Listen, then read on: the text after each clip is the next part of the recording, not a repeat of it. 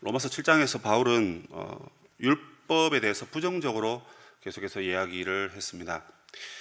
과거에 나는 율법에 얽매였고 율법이 나를 정죄했습니다. 그런데 이제 예수님을 만나고 의롭다함을 받았다는 거죠. 그러면 더 이상 과거의 그 율법이 우리를 해치 못하고 우리를 정죄하지 못한다. 그래서 율법에서부터 우리는 자유롭게 되었다. 그러면서 결혼 이야기를 했습니다. 이제 이혼을 했다면 굳이 과거 남편에게 또는 과거 아내에게서 우리가 자유롭고 예속을 받을 필요가 없는 것이죠.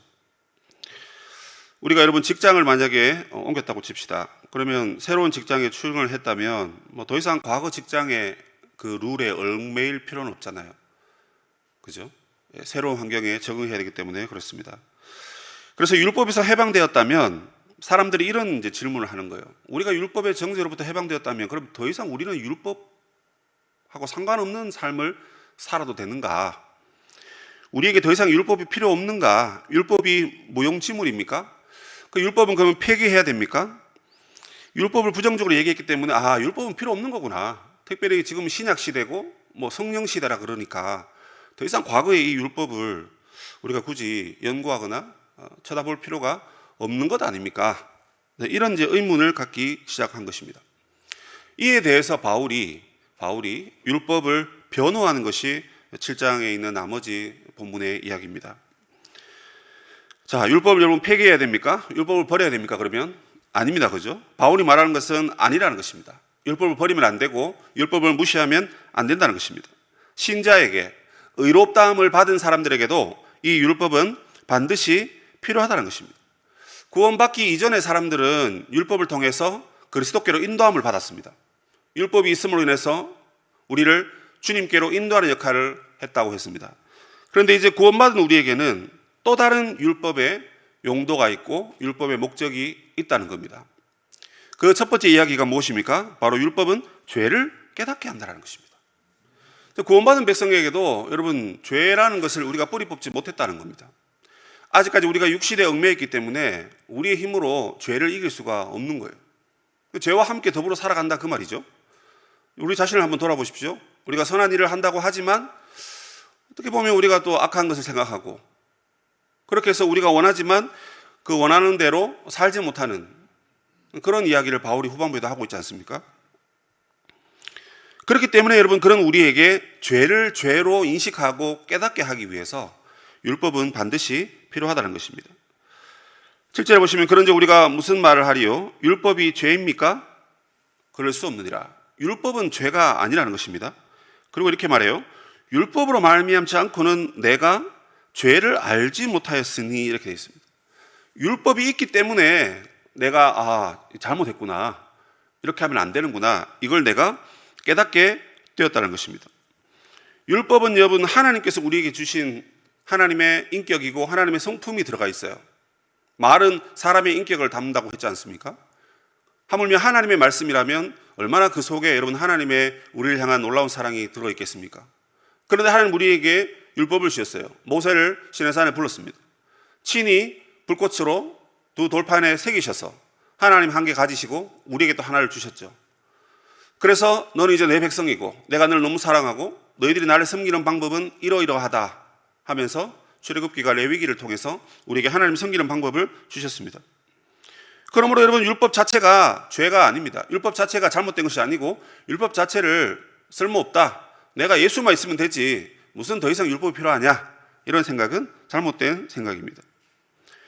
율법 때문에 우리가 죄인이라는 것을 알게 되었으니 여러분 이게 얼마나 큰 은혜고 복입니까? 바울이 예를 들어서 탐심을 이야기하고 있습니다. 곧 율법이 탐내지 말라 하지 아니하였더라면 내가 탐심을 알지 못하였으리라. 10번째 계명이죠. 우리가 흔히 여러분 탐심을 죄라고 말하는 것은 아마 교회에서 이 율법이 말하고 있으니까 교회에서 그렇게 얘기할 것입니다. 세상에서 여러분 만약에 집을 예로 듭시다. 내가 집이 100채가 있어요. 그럼 사람들이 와 능력 있네, 실력 있네, 돈 많은가 보다, 와 투기를 잘했네 이렇게 보고 가서 배우려 하고 부러워하죠. 그게 죄라느니 저거 봐라 하나만 있으면 되는데 100개나 있고 자기 몸이 100개란 말인가? 그죠? 집은 사람이 살기 위해 있는 거지 그 다른 이하도 아니지 않습니까? 그런데 여러분 그걸 가지고 탐심이라든지 죄인이라든지 내가 그렇게 못 살아서 부러울 뿐이지 그걸 가지고 우리가 탐심이라고 손가락질을 하지 않지 않습니까? 그런데 여러분 율법이 이 탐심이 곧 죄고 심지어 우상숭배다. 하나님을 가장 사랑하고 사모해야 되는데 우리의 생명을 다해 하나님만 섬겨야 됩니다. 그런데 다른 그 무엇이 우리 안에 들어와 있어서 내가 그것을 탐한다라는 것. 이웃의 물건이라든지 돈이라든지 이웃의 아내와 남종과 여종을 탐하는 것. 이것 자체가 죄라고 율법이 말하고 있다는 것입니다. 그래서 그것을 우리가 이거 잘못이구나. 임금에게 한번 적용해 보십시오. 과거 여러분 임금들, 왕들은 그 말이 법입니다. 그 말이 법이에요. 그러니까 여러분 한 사람의 생명을 살리고 죽이는 그 일이 임금의 입술에서부터 나온다는 것입니다. 그런데 임금님 생각도 중요하지만 백성들의 그 생명도 중요한 것 아닙니까? 만약에 헌법에 백성의 생명이 중요하다, 하찮게 여기면 안 된다, 그런 말이 만약에 들어가 있다면 임금이 함부로 사람을 해치는 그것도 역시나 법에 의해서 죄라고 말할 수 있을 것입니다. 그래서 여러분 율법은 탐심을 죄라고 말하기 때문에 그 율법 때문에 우리가 탐심을 가져서는 안 되는구나.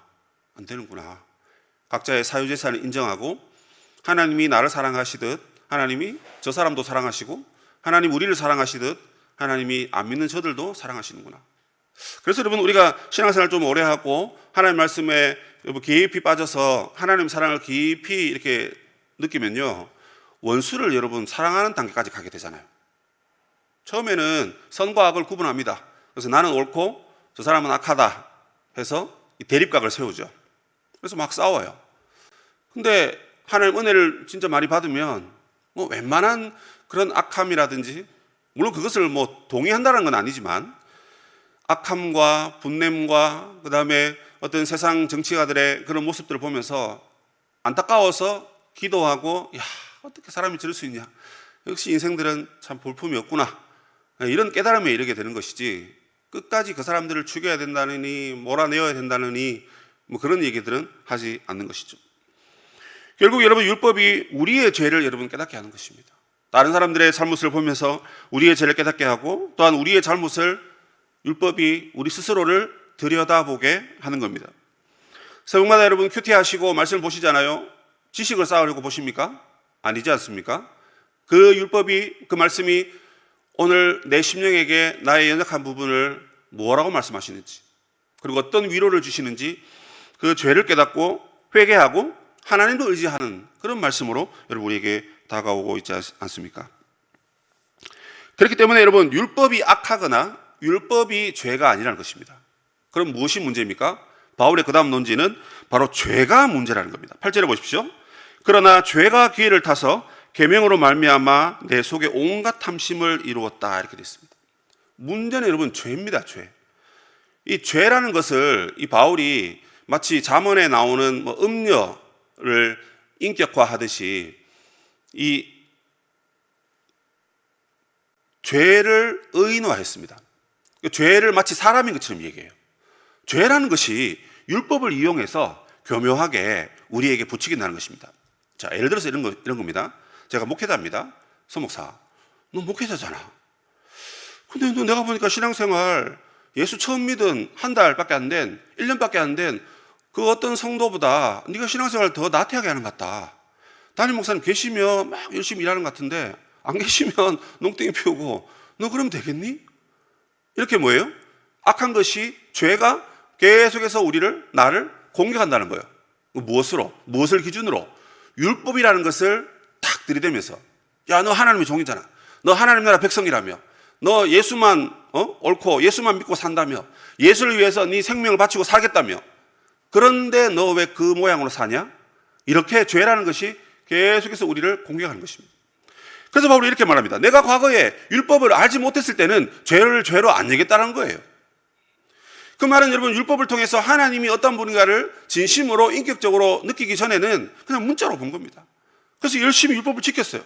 지키고 노력했는데 나중에 율법을 제대로 만나고 보니까 자기가 잘못 살았다는 것입니다.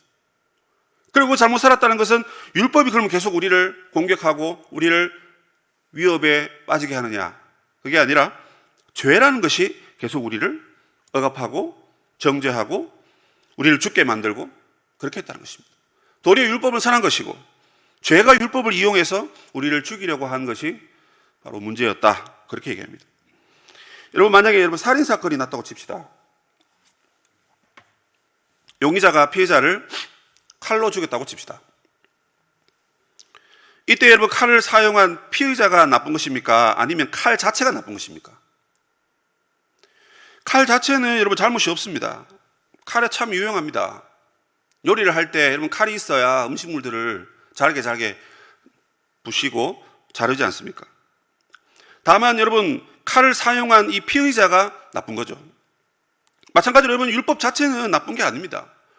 죄가 율법을 사용해서 사람들을 정죄하고 억압하고, 특별히 직분이 있거나 예수를 오래 믿으셨거나 어쨌든 교회에서 뭔가 독특한 일, 또 어떤 은혜 되는 일, 수고로운 일을 하면 할수록 죄라는 것이 율법의 기준을 쳐다보게 하면서 우리를 공격한다는 것입니다. 저 봐라, 더욱 기도, 더욱 오직 말씀이라 했는데 너 원래 얼마나 성경을 통독했느냐, 너 얼마나 기도했느냐. 하나님께서 죄가 율법을 탁 쳐다보게 하면서 우리로 하여금 정죄하고 고통의 순간으로 죄가 우리를 여러분 힘들게 한다는 것입니다. 자, 그러므로 여러분, 우리가 율법을 어떻게 대해야 됩니까? 율법은 선한 것입니다. 하나님 말씀의 12절에 율법은 거룩하고 계명도 거룩하고 의롭고 선하다. 당연한 얘기죠. 율법이 여러분 하나님의 마음이 담겨져 있으니 그걸 문자로만 본다면, 요즘 젊은 세대들이 주일 성수라는 개념을 그렇게 싫어한다고 그러더라고요. 목사님, 너무 그렇게 말하지 마세요. 저도 노력하고 있어요. 성수라는 말을 좀 빼시면 안 돼요? 알고 보니 그 친구가 주일날 한 달에 2번은 교회에 나올 수 있는데 2번은 이제 못 나오는 거예요. 이게 부담이 되는 거예요. 근데 그렇게 말하니까 계속 자기를 공격하는 것 같고, 그렇게 안 되는 자신을 보면서도 너무 마음이 아픈데 굳이 그렇게 얘기하니까 너무 자기가 힘든 거죠. 여러분, 그럼에도 불구하고 그 율법 자체가 우리를 억압하고 우리를 죄의 구름텅이로 몰아넣는 건 아닙니다. 율법 자체가 우리를 여러분 낭떠러지로 끌고 가는 건 아니라는 거예요. 우리의 죄라는 것이, 거기에 이제 결단이 필요하겠죠. 야, 그러면 내가 저 말씀을 이루기 위해서 내가 퇴사를 하더라도 내 결단을 해야 되겠다. 그런 결단이 여러분 있어야 되지 않겠습니까? 그래서 율법이 잘못된 것이 아니라 죄가 오히려 율법을 사용해서 우리를 공격한다는 것을 깨닫고 죄를 미워하고 여러분 율법을 사랑해야 되는 것입니다. 그러므로 여러분, 우리가 구원받은 백성에게 하나님의 말씀은 구원받기 이전보다 사실 더 필요한 겁니다. 그래서 칼빈이나 조교개혁자들도 이 율법의 제3의 용도라고 해서 이 율법을 더 사모하고 더 귀하게 여기고, 특별히 저희 교단이 얼마나 여러분 하나님의 말씀을 사모합니까? 바이블 키라든지 또 성경 통독이라든지 여러 프로그램을 통해서 하나님 말씀을 더 사모하는 그런 자세로 우리가 나아가야 할 것입니다. 왜 그렇죠? 율법이 없으면 우리가 아무리 신앙생활을 오래 하고 응답을 많이 받고 심지어 기적을 행했다 할지라도 하나님 말씀이 없으면 능력을 행하고도 자기는 부족하고 자기는 죄인이라는 것을 여러분 깨닫지 못한다면 그게 얼마나 안타깝고 어리석은 삶이 되겠습니까? 적어도 여러분, 이 새벽에 하나님의 말씀을 듣는 여러분들은 정말 하나님의 율법을 사모하고 사랑하는 분들인 줄로 믿습니다. 여러분, 우리가 더 사랑하고 더 사모하고 그 율법을 통해서 우리의 죄를 몰아내고 더 하나님을 사랑하는 그런 우리의 삶으로 나아가기를 바랍니다. 14절부터 이제 25절까지는 이제 율법으로 이제 죄를 깨닫는 자가 신앙적 갈등에 놓이는 삶을 살게 된다, 이런 얘기를 쭉 하고 있습니다. 핵심을 보시면 22절이 되겠습니다. 속 사람으로는 하나님의 법을 즐거워하지만 그러나 내 지체는, 내 겉사람은 무엇을 한다고요? 죄의 법이 나를 사로잡는도다, 이렇게 되어 있습니다. 여러분, 나는 내 속에 율법이 영적으로 내게 임함으로 인하여서 내가 그 율법을 따라 살면 하나님의 법을 쫓아 나아가게 되는데, 계속해서 내 지체는 죄의 법이 들어와서 나로 사로잡는다는 것입니다. 내 안에 하나님의 법과 죄의 법이 서로 충돌한다는 거예요. 서로 요동한다는 것입니다. 그래서 바울이 뭐라 그럽니까? 야, 나는 참 공고한 사람이다. 이게 나는 참 비참한 사람이다. 그 얘기입니다. 이게 예수 믿기 전의 사람이 아니라 예수 믿은 사람을 말하는 거예요. 예수 믿었는데 여전히 우리 육신은 세상에 있다 보니까 죄에게로 달려갑니다. 그러니까 마음의 소원은 하나님을 사모하는데 육신은 또 범죄하고 같은 죄를 저지르고 뭐 그렇게 산다는 것입니다. 그래서 자신의 몸이 하나님을 제대로 섬기지 못하는 것을 보면서 너무나 비참하고 공고한 삶을 내가 살고 있는데 이거 어찌하면 좋겠나, 이렇게 바울이 탄식하는 겁니다. 율법을 통해서 죄를 깨닫고 하나님을 섬기려 하는 사람은 여러분 이런 신앙적 갈등이 늘 있어야 됩니다. 그냥 전통에 따라서 예전에 이렇게 했으니까 그 길로 따라간다든지 세상 사람들이 원하는 방식으로 따라간다든지 그게 아니라는 거죠. 내가 마음으로는 하나님의 법을 쫓아서 하나님의 뜻대로 살고 싶은데 육신이 그렇게 살지 못하는 것을 보면서 아파하고 힘들어하고 씨름하고, 그게 정상적인 그리스도인의 삶이라는 거예요. 왜요? 우리 여전히 육신을 덧입고 있고 여전히 우리는 부족한 사람이기 때문에 그렇습니다. 그러나 바울이 그렇게 말하면서 스스로 자문자답합니다. 왜요? 우리 주 예수 그리스도로 말미암아 나는 하나님께 이제 감사한다 하는 것입니다. 왜 그렇습니까? 이렇게 갈등하는 우리들에게 해답이 있는데 그것은 바로 예수 그리스도를 바라보는 것이라는 겁니다. 주님이 어떤 결정을 하고 나아가셨는지, 주님이 율법을 어떻게 다루셨는지, 주님이 그 마음의 갈등과 그 육신의 연약함을 어떻게 극복하셨는지 우리 주님을 바라보라는 것입니다. 그래서 주님은 히브리서에 보면 그는 우리와 같은 형제가 되셨다라고 합니다. 무슨 말입니까? 그도 사람이 되셨다는 겁니다. 예수님 해보지 않고 저에게 강요하지 마세요. 이게 아니라는 것입니다. 예수님이 친히 이 땅에 오셔서 율법을 다 이루시고 지키시고 완성하시면서 나를 바라봐라. 수고하고 짐진 자들아, 다 무거운 짐을 지고 나에게 와라. 나에게서 배워라. 내가 너희들의 멍에를 가볍게 하겠다. 무슨 말이에요? 주님이 우리와 함께 동행하시고 우리의 짐을 져주시고 우리가 마음은 있지만 행동을 그렇게 살지 못하는 것을 주님이 다 헤아려 주신다는 것입니다. 그래서 우리 주님께 감사하자는 거예요. 왜요? 그런 우리를 안고 주님께 달려가면 주님이 그런 우리를 맞아주시기 때문에 그렇습니다. 그래서 마음으로는 하나님의 법을, 육신으로는 죄의 법을 섬기노라. 어쩔 수 없는 그런 우리의 연약함, 그러나 주님을 의지하면서 항상 감사하면서 사는 것입니다. 자, 그러면 여러분, 율법을 통해서 하나님의 마음을 잘 깨달은 사람은 어떻게 삽니까? 신앙적 갈등 속에서도 마침내 하나님께 늘 감사하며 우리의 연약한 이 모습을 보면서 더욱 주님을 바라보고 의지하며 살아가는 삶이라 하는 것입니다. 우리 사랑하는 시민교회 성도 여러분, 하나님 말씀을 사랑하십시오. 말씀을 사랑하면 사랑할수록 연약한 우리의 모습이 나타날 것입니다. 그때 우리가 갈등하고 우리가 걱정하고 어떻게 하면 좋을까? 라고 하는 우리들을 멀리서 지켜봐 주시는 우리 주님을 바라보시고 그 주님을 의지하시기 바랍니다.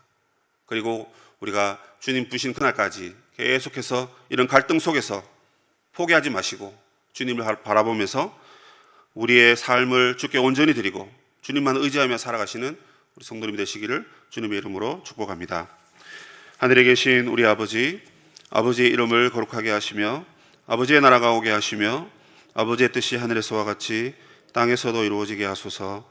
오늘 우리에게 일용할 양식을 주시고 우리가 우리에게 잘못한 사람을 용서하여 준 것 같이 우리 죄를 용서하여 주시고 우리를 시험에 빠지지 않게 하시고 악에서 구하소서.